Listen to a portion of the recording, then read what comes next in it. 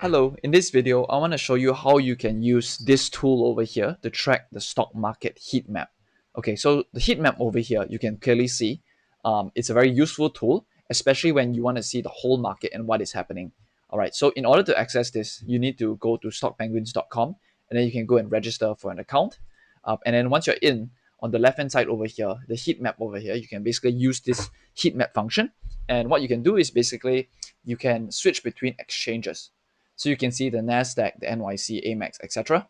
You also can change it from price performance if you want to see the PE ratios and revenue growth. And then you can see the time frame as well. Okay, the first time you load, you will take a while for you to actually see the data because it is pulling the data from the feed. Okay, so over here it's pretty fast for me because I've already loaded the data one time and it's basically cached into my computer.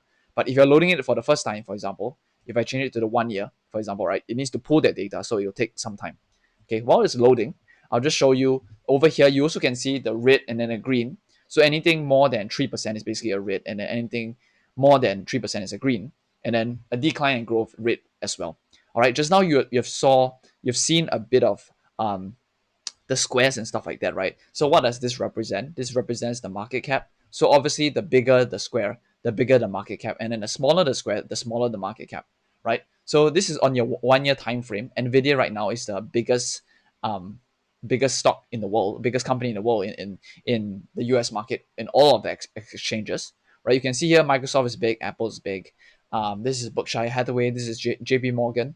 This is Visa as well. So you can see Visa over here about 600 billion market cap, right? And then Nvidia is about 4.46 trillion. So this is almost 4 to 5 times bigger than this, basically.